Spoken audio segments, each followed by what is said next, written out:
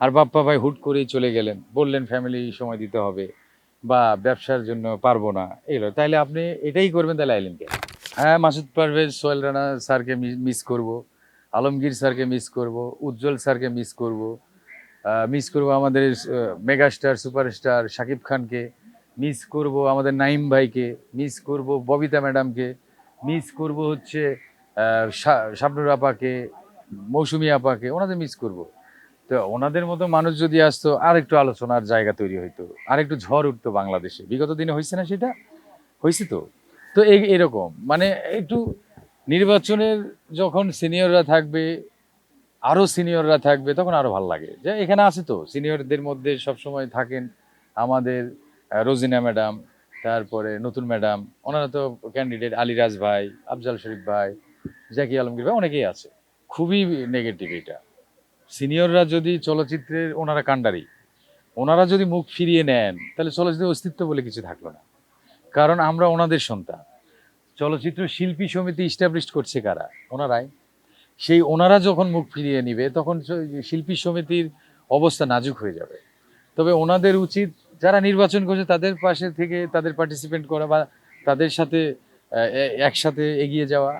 কিন্তু ওনারা যদি মুখ ফিরিয়ে নেন, এটা সিনেমার শিল্পী সমিতির জন্য ব্যাকডেট। নির্বাচন কিন্তু বিশাল একটা বোঝা, নির্বাচন বিশাল একটা ফ্যাক্ট।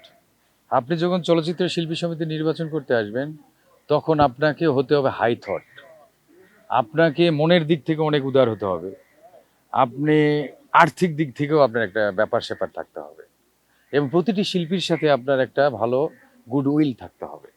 সেইটা যদি আপনার না থাকে, আপনি ক্যান্ডিডেট হয়ে লাভ নেই। সেইটা যদি না থাকে, আপনার কোনো লাভ নেই, কিচ্ছু করেও লাভ নেই। এখন ওনাদের সাথে কি আমাদের তো মারামারি কাটাকাটি নাই, তাহলে ওনারা আসলেন না, কেন আসলেন না? আর বাপ্পা ভাই হুট করেই চলে গেলেন, বললেন ফ্যামিলি সময় দিতে হবে বা ব্যবসার জন্য পারবো না, এগুলো তাইলে আপনি এটাই করবেন, তাহলে আইলেন কেন? আপনি লোক হাসাইলেন কেন? এটা হয় না। এটা অনেক কষ্ট পাইছি যে বাপ্পা ভাই থাকলে আর একটু ভালো হইতো।